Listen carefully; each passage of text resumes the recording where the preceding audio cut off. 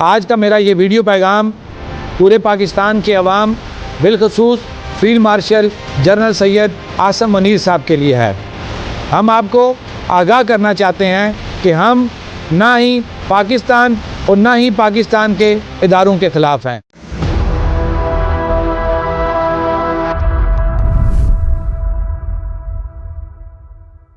السلام علیکم ناظرین، ایپیسوڈ ٹاک کے ایک اور ایپیسوڈ کے ساتھ میں ہوں آپ کا میزبان سردار اسامہ۔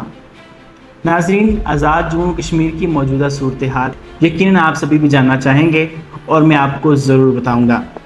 لیکن اس سے قبل کہ میں آپ کو جوائنٹ عوامی ایکشن کمیٹی یا پھر ان کے 38 نکات کے حوالے سے بتاؤں، میں یہاں پر ایک آرٹیکل آپ کے سامنے ضرور بیان کرنا چاہوں گا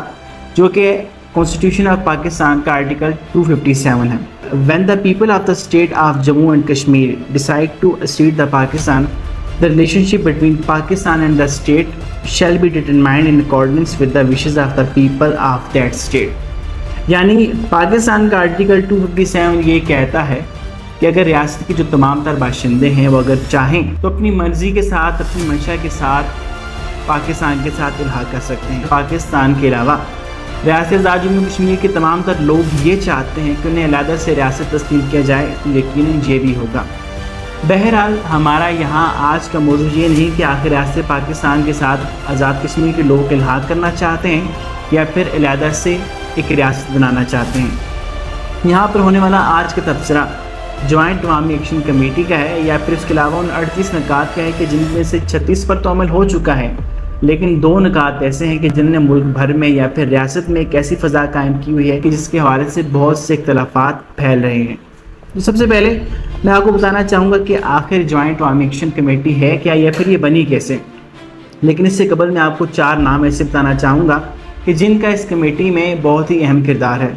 تو وہ نام درج ذیل ہیں۔ سب سے پہلے مشہور و معروف جناب شوکت نواز میر صاحب، اس کے علاوہ سردار عمر نذیر، امتیاز اسلم اور حفیظ حمدانی، اور اس کے علاوہ چند چہرے اور بھی ہیں جو کہ اس تحریک کو بنانے میں اہم کردار ادا کرتے ہیں، لیکن یہ وہ نام ہیں جو کہ ہمیشہ منظر عام پر رہتے ہیں۔ اب یہاں پر میں آپ کو یہ بات ضرور بتانا چاہوں گا کہ آخر جوائنٹ عوامی ایکشن کمیٹی بنی کیسے۔ تو یہ بات ہے سال 2023 کی کہ جہاں پر ملک بھر میں یا پھر ریاست بھر کے حوالے سے میں آپ کو کہوں تو بہت سے تاجروں نے، بہت سے طلباء نے اور وکلاء نے مل کر عوام کے ذریعے ایک ایسی تحریک بنائی جن کا مقصد یہ ہے کہ تمام تر عوام کے حقوق کو حکومت کی جانب ایک پلیٹ فارم کے ذریعے بیان کیا جائے، یعنی ایک ایسی تحریک جس کا مقصد تھا by the people, for the people and from the people. اب یہاں پر جو جوائنٹ عوامی ایکشن کمیٹی ہے انہوں نے کچھ نکات ایسے بنائے یا پھر آپ کو یوں کہوں کہ 38 نکات پر مبنی ایک ایسا سلسلہ بنایا کہ جو وہ چاہتے تھے عوام الناس کے لیے ضرور منظور کروائے جائیں۔ وہ 38 نکات آپ کو ضرور سننے چاہیے تاکہ آپ کو احساس ہو سکے کہ جوائنٹ عوامی ایکشن کمیٹی کا منشور کیا ہے یا پھر ان کے تمام تر مطالبات کیا ہیں۔ کہ ان میں سے اہم مطالبات یہ تھے: بجلی مقامی ہائیڈرل منصوبوں کی پیداواری لاگت کے مطابق فراہم کی جائے، آٹے کی قیمت گلگت بلتستان کے برابر کی جائے، احتجاجی کارکنوں کے خلاف مقدمات واپس لیے جائیں، تعلیمی نظام میں اصلاحات اور نئے تعلیمی بورڈز قائم کیے جائیں، ہر ضلع میں MRI اور CT اسکین کی سہولت دی جائے، ریاست میں ایک بین الاقوامی ایئرپورٹ کا قیام عمل میں لایا جائے، اوورسیز کشمیریوں کو ووٹنگ کا حق دیا جائے، مقامی وسائل پر مقامی عوام کے حقوق ضرور تسلیم کیے جائیں،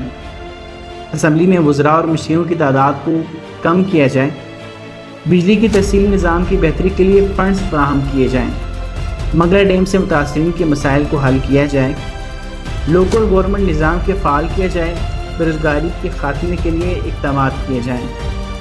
گیس کی قیمتوں میں کمی کی جائے، سرکاری اداروں میں کرپشن کے خلاف اقدامات کیے جائیں، عدالتوں و انتظامی اصلاحات کو مزید بہتر کیا جائے، شہداء اور زخمی کے اہل خانہ کو معاوضہ اور ملازمت فراہم کی جائے، ہلاکتوں کی تحقیقات کے لیے جوڈیشل کمیشن بھی قیام عمل میں لایا جائے، پسماندہ علاقوں کے لیے خصوصی ترقیاتی بینکس بنائے جائیں، صحت کے فروغ کے لیے اقدامات کیے جائیں،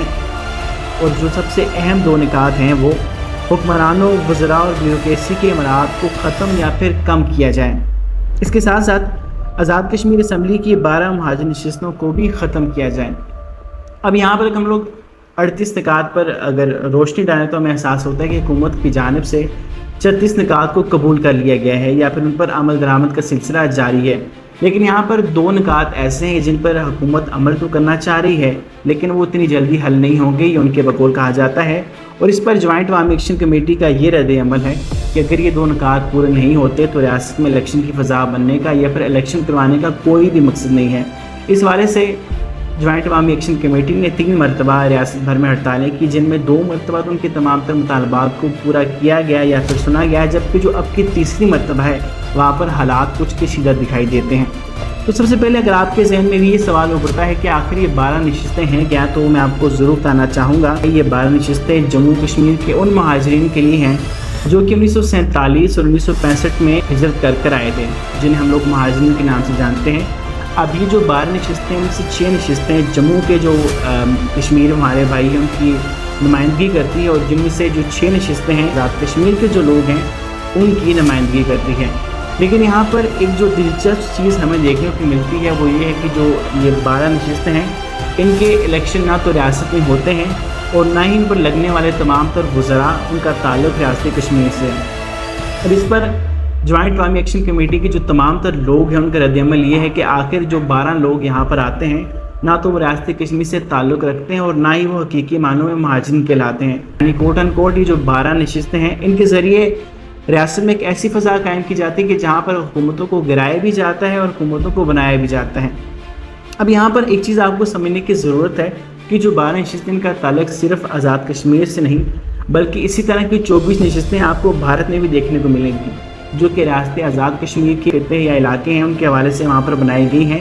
ہاں لیکن ایک دلچسپ چیز جو وہاں پر دیکھنے کو ملتی ہے کہ ان نشستوں پر نہ تو وہاں پر الیکشن لڑے جاتے ہیں اور نہ ہی کوئی وزراء ان پر الیکٹ کیے جاتے ہیں، تو گویا وہاں پر یہ نشستیں ابھی تک نیوٹرل ہیں، اور اس کا مقصد یہ ہے کہ وہاں پر ایک لمحے کو برقرار کیا جاتا ہے کہ آخر کیسے وہ یہ مانتے ہیں کہ آزاد کشمیر کا تعلق بھارت سے ہونے چاہیے تھا، اور ہو بہو ایسی 12 نشستیں جو آزاد کشمیر میں ہیں ان کا بنیادی مقصد یہ ہے کہ ہم لوگوں نے یہ چیز کو یاد رکھنا ہے کہ آخر کیسے جموں کے جو بھائی ہیں وہ ایک علیحدہ سیاست چاہتے ہیں اور ان کے قیام عمل کے لیے ان نشستوں کو یہاں پر رکھا گیا ہے، یا پھر ان پر جو الیکشن ہوتے ہیں وہ ریاست کے اندر سے کیوں نہیں کیے جاتے۔ ایک ایسا سوال ہے کہ جس کا جواب آپ خود بھی تلاش کر سکتے ہیں، لیکن یہاں پر ایک چیز جو میں آپ کو ضروری کہنا چاہوں گا وہ یہ ہے کہ عموماً اگر ہم لوگ ان دنوں میں سوشل میڈیا پر دیکھیں تو شاید سوشل میڈیا پر جو تمام تر چیزیں دکھائی جا رہی ہیں ان کا کہیں نہ کہیں تعلق یا تو سچائی سے نہیں ہے یا پھر انہیں اس لیے استعمال کیا جاتا ہے کہ ریاست میں انتشار کو پھیلایا جائے۔ مثلا اگر آپ سوشل میڈیا پر ان ایام میں دیکھیں گے تو آپ کو یہ احساس ہوگا کہ شاید ریاست آزاد کشمیر کے لوگ یہ چاہتے ہیں کہ وہ پاکستان سے علیحدہ ہو جائیں، یا پھر ان کا یہ کہنا ہے کہ وہ پاکستان سے نفرت کرتے ہیں، لیکن حالانکہ اس میں نہ تو کوئی صداقت ہے اور نہ ہی کوئی حقیقت ہے۔ اگر آپ لوگ اس کو تھوڑا سا غور سے دیکھیں گے تو آپ کو احساس ہوگا کہ جوائنٹ عوامی ایکشن کمیٹی کا جو بنیادی مقصد ہے وہ حقوق کی جنگ ہے، ان کو ان کے تمام تر حقوق بخوبی جو ہیں ادا کیے جائیں۔ لیکن یہاں پر ایک سوال جو اٹھتا ہے کہ آخر کیوں سوشل میڈیا پر اس طرح کے پروپیگنڈا پھیلائے جاتے ہیں، ایک ایسی فضا بنائی جا رہی ہے جہاں پر نہ تو عوام کو ان کے حقوق مل رہے ہیں اور نہ ہی ایک جو موٹیو ہے پوری جوائنٹ عوامی ایکشن کمیٹی کا وہ واضح ہو رہا ہے۔ اب یہاں پر حکومت کا یہ کہنا ہے کہ جو اس طرح کے تمام تر آئینی چینجز ہوتی ہیں ان پر آئین سازی کا ایک پراپر طریقہ ہوتا ہے کہ جس کے ذریعے تمام تر چیزوں کو حل کیا جاتا ہے، اور ہم سبھی بھی یہ بات بخوبی جانتے ہیں کہ اگر ریاست میں آپ کو کوئی بھی چیز تبدیل کرنی ہو تو وہ ایک ٹیبل ٹاک کے ذریعے حل کی جاتی ہے۔ اب اگر ایک جانب آپ لوگ روڈوں پر اتر آئیں اور کوشش یہ کی جائے کہ چیزوں کو اس انداز سے بدل جائے تو شاید ایسا نہیں ہو سکتا، اور دوسری جانب جو تمام تر عوام کے مطالبات ہیں تو شاید حکومتیں اسی لیے بنائی جاتی ہیں کہ عوام کے تمام تر مطالبات کو سنیں اور انہیں ضرور پورا کریں۔ بہرحال ہم لوگ یہ دعا گو کریں کہ آنے والے ایام میں جو ریاست میں تمام تر انتشار کا ماحول ہے، تمام تر گہما گہمی ہے، وہ ضرور پرامن احتجاج کی صورت میں بدلے اور عوام کو ان کے حقوق ملیں۔ ہم لوگ دعا گو ہیں کہ آنے والے ایام میں ہماری ریاست یوں ہی ترقی کرے گی اور یہ جو تمام تر عوامل ہیں، جو تمام تر نکات ہیں وہ ضرور حل ہوں گے۔ ہم آپ سے ملیں گے اگلی ویڈیو میں ایک اور نئے موضوع کے ساتھ، تب تک کے لیے اپنے چاہنے والوں کو رکھیے گا ڈھیر سارا خیال۔ اللہ حافظ۔